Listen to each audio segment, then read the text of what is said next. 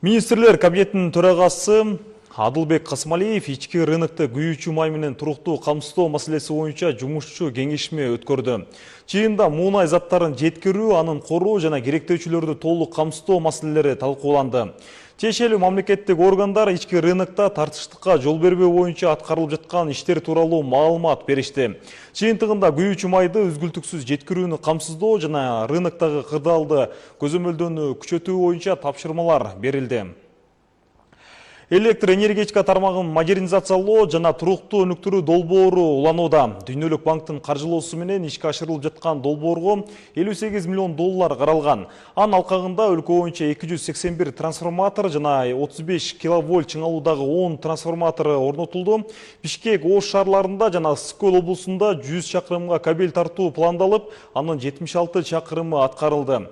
Ошондой эле электр энергиясын эсепке алуу системасы жаңыланып, 500 миңден ашык автоматташтырылган эсептегич жана 10 миң концентратор орнотулду. Мындан тышкары электр тармактарын реалдуу убакытта көзөмөлдөө жана башкаруу атайын система киргизүү каралууда. Долбоор 2027 жылдын аягына чейин ишке ашат. 30-июнга карата анын алкагында дээрлик 33 миллион доллар өздөштүрүлдү. Кыргызстанда жарандык пиротехникалык буюмдарды сатуу жана колдонуу боюнча жаңы эрежелер бекитилди. Тиешелүү токтомго министрлер кабинетинин төрагасы Адылбек Касмалиев кол койду. Эми пиротехника адистештирилген дүкөндөр аркылуу гана сатылат. Ошондой эле иш күндөрү саат 22:00дөн 7:00га чейин, ал эми дем алыш жана майрам күндөрү 22:00дөн 9:00га чейин пиротехника колдонууга жана ызычуу салууга тыюу салынат. Жаңы талаптар токтом расмий жарыялангандан 10 күн өткөндөн кийин күчүнө кирет. Кыргызстандын эгемендүүлүк күнүнө карата Жалал Абад облусунда 26 социалдык объект пайдаланууга берилет. Алардын арасында 7 жаңы мектептердин кошумча имараттары жана 5 бала бакча бар. Мындан тышкары башка социалдык маанидеги объектлерде элдин пайдалануусуна өткөрүлөт. Объектлерди 31 августка чейин бүткөрүп, пайдаланууга берүү пландалууда. 2026 жылдын башынан бери республикалык бюджеттин эсебинен өлкө боюнча 28 мектеп жана 3 бала бакчанын курулушу аяктады. Мындан тышкары 18 мектеп менен 4 бала бакча. Балама Алла Таала ору берген, бирок балам анан мен эле жалгыз каламда жашоодо ошондой эле сезилет. Балам атумар, ТЦП, врожденный паралич. Балам 6 жашта. Балам ооруганда кадимкидей чогуу тырышып, бүт денем кыйналат, бир Алла билет. Бул оору менен балам өмүр бою жашайт, больницадан басып чыгат деп эч үмүтүм үзүлбөйт. Жанымда күчтүү эркек болгондо мынтип кыйналбайт болчумун. Сиздин эң чоң максатыңыз? Балдарым менен тынч жашасам дейм. Ошол эле максатым. Кыргыз эли жардам бере алат. Мен Аллага ишенем да. Алла Тааланын казынасы аябай чоң да. Эгер Аллах берем десе, элдерди кыргыз элин себепчи кылып берет деп ишене алам. Капиталдык оңдоо иштери бүткөрүлдү. Буга кошумча билим берүү мекемелеринин материалдык техникалык базасы жаңылоого да көңүл бурулууда. Быйыл мектептерди эмерек менен камсыздоого 67 миллион сом каралып, мугалимдерге 16 миңден ашык ноутбук таратуу пландалууда. Бишкекте травматология жана ортопедия илим изилдөө борборунун курулуш иштери 70%га аяктады. Учурда ички дуалдары шыбалып, желдетүүчү системалары толук орнотулду. 440 орунга ылайыкталган борборго 11 бөлүм жайгашып, бардык заманбап жабдыктар менен камсыздалат. Курулуш иштерин жыл соңуна чейин бүткөрүп, пайдаланууга берүү пландалууда.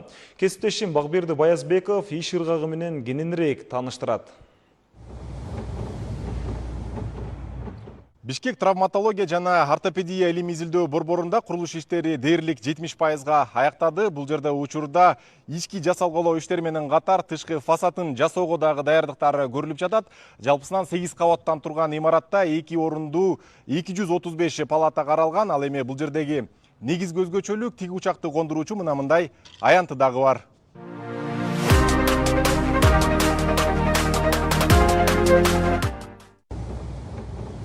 Сегизинчи кабатта тик учакты кабыл алуучу оорукана өлкөдө алгачкы рет салынууда.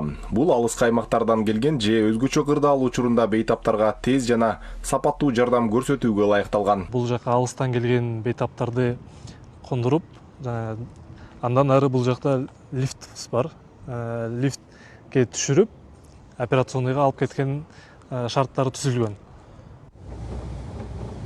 Жаңы травматология жана ортопедия борбору 5 блоктон туруп, аянты 35 000 чарчы метрге жакын болот. Бейтаптарды жана кызматкерлерди тейлөө үчүн 12 лифт орнотулат. Ошондой эле жертөлөөсүндө унаа токтотуучу жайы да каралган. Травматология жана ортопедия илим изилдөө борборунун жаңы имаратына 11 бөлүм көчүрүлөт. Алардын ар бирине заманбап операция жасоо бөлмөлөрү да каралган. 8-өсү 6 кабатта, дагы калгандары 1 кабатта. Ар бир операционный орточо эсеп менен 50 квадрат. Андан тышкары бул жакта бүт оборудованиясы, отделкасынан бери бүт аянды чейин чыгарып бүтүрүп беребиз. Учурда жаңы борбордун ичинде желдетүүчү системалар, сантехникалык түтүктөр, электр чубалгылары тартылып, өрткө каршы системаларын орнотуу дээрлик аяктаган. 1 кабаттан баштап палаталардын ички жасалгасы дагы башталды. Курулуп жаткан жаңы оорукананын ички жасалгалоо иштери дагы уланууда. Бул мына бейтаптардын жуунуучу жайы, дааратканасы, бардык шарттары түзүлгөн. Жалпысынан бир палата 20 чарчы метрди түзөт. Бул 2 кишилик болуп эсептелет. Бул жердеги негизги өзгөчөлүк ар бир бейтап үчүн мындай жез түтүкчүлөр менен кислород дагы тартылып келмекчи. Жез түтүкчү аркылуу кое берилген кислород ар бир бейтапка жеткиликтүү болот. Буга чейин дарыгерлер дем алдыруучу аппараттарды бир палатадан 2 палатага ташыса, алдыда бардыгы автоматташтырылган система менен башкарылат. Керектүү кроваттары, аппараттары бардыгы бизге киргизилген. Ошолор боюнча биз азыр уже иштеп атабыз. Немелер менен ким баягы подрядчиктер өздөрү алып келген ушу компания именно оборудование боюнча жабдыктарды подрядчиктер менен сүрүшүп атабыз. Азыр бардык жумуштар жүрүп атат, договорлор түзүлүп.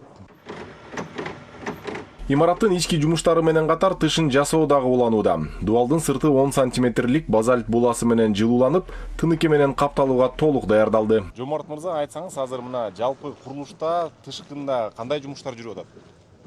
Тышкы фасад жумуштары жүрүп атат азыркы тапта. 70% бүтүп калдык.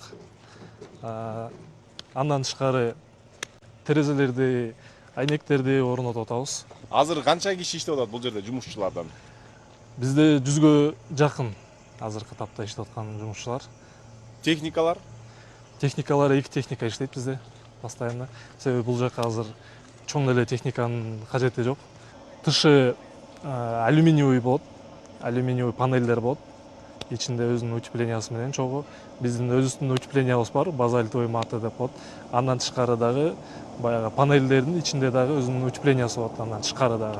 440 орунга ылайыкталган Бишкек травматология жана ортопедия илим изилдөө борборун быйыл жыл соңуна чейин ачуу пландалган. Ал эми анын ишке берилиши менен көп функционалдуу жаңы борбор калктын саламаттыгына кызмат кылмакчы. Бакберди Баязбеков, Элдар Анарбеков, ЛТР, Бишкек.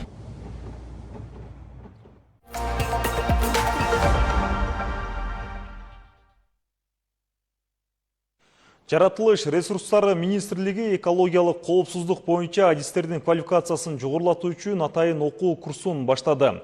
Тармактар аралык окуу борборунда уюштурулган курс министрликтин борборунда аппаратынын аймактык жана ведомстволук бөлүмдөрүнүн, ошондой эле өндүрүштүк ишканалардын кызматкерлерине арналган.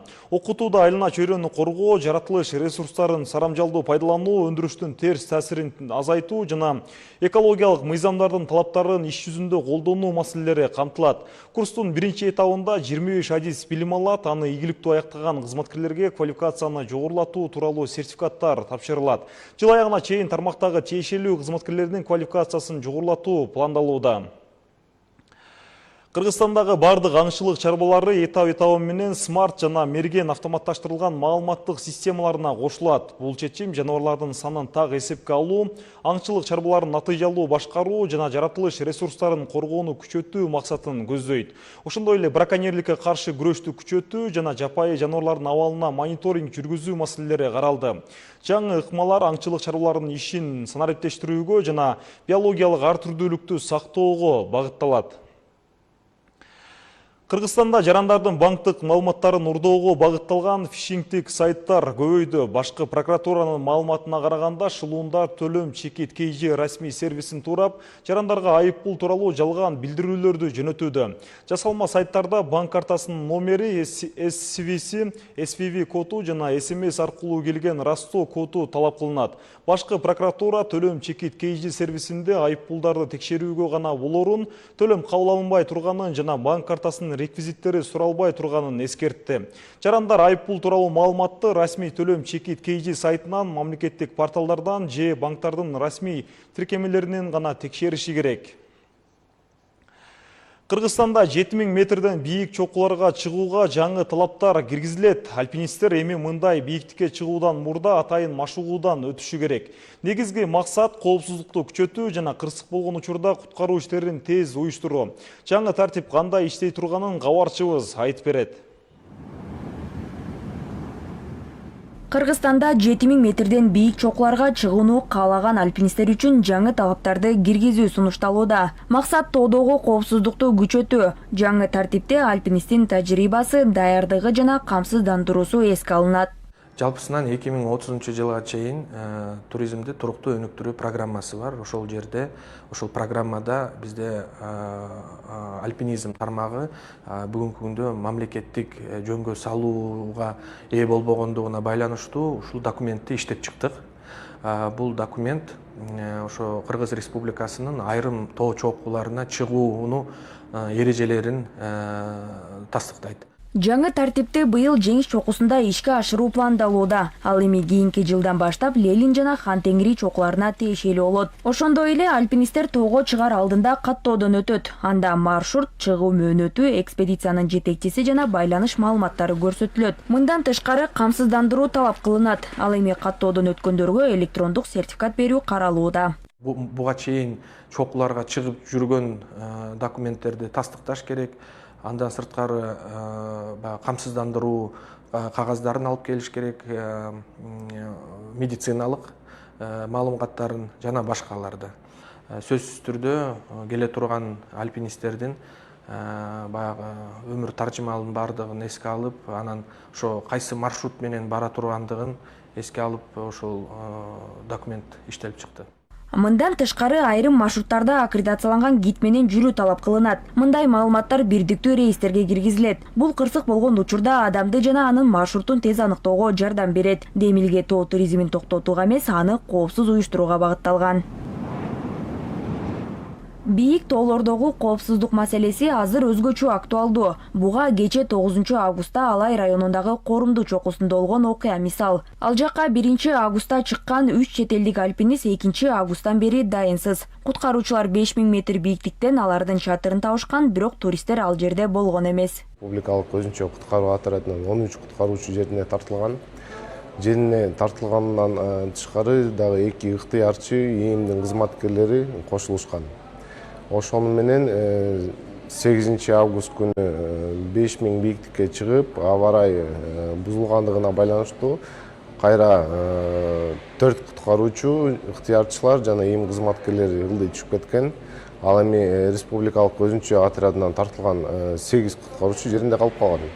Аба ырайы бузулгандыгына байланыштуу азыркы учурда издөө иштери убактылуу токтотулуп турат. Альпинисттердин өздөрү дагы бийик тоолордо коопсуздук 1 орунда турарын белгилешет. Алардын айтымында бийиктикте аба ырайынын кескин өзгөрүшү, кычкылтектин аздыгы жана татаал маршрут олуттуу даярдыкты талап кылат. Андыктан камсыздандыруу жана тажрыйбага коюлган талаптар керектигин айтышат. Камсыздандыруусуз тоого жөнөтпөш керек. Бул абдан сонун демилген. Муну сөзсүз түрдө киргизиш керек.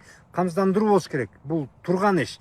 Ансыз болбойт. Анан дагы жанагы талап сөз түрдө баягы мен Жеңиш чокусуна чыгам деп эле ал жерге секирип кетпеш керек, даярдыгын көрүш керек. Ал кишинин тажрыйбасы барбы, буга чейин 6000, 7000 чыкканбы, 8000дикке чыкканбы, ошого чыкса анан жөнөтүш керек. Же болбосо бул бекер эле убара, себептен кырсык бөөдө өлүп калуу мүмкүнчүлүгү бул кыйла көтөрүлөт да, кыйла көтөрүлөт. Кыргызстанга бийик тоолорду багындыруу үчүн келген альпинисттердин саны жылдан жылга өсүүдө. Алардын арасында Европадан, Түндүк Америкадан жана Азиядан келгендер арбын. Айрыкча Ленин чокусуна жыл сайын 1500дөн ашык чет элдик альпинист жана трекинг туристи келет. Бул тоо туризмин өнүгүп жатканын көрсөтөт. Мындан улам бийик тоолордо коопсуздукту камсыз кылуу маселеси дагы барган сайын маанилүү болууда. Айсана Бакытбекова, Руслан Бараненко, ЛТР, Бишкек. Ушуну менен бул чыгарылышты жыйынтыктайбыз. Күнүңүздөр көңүлдүү улансын.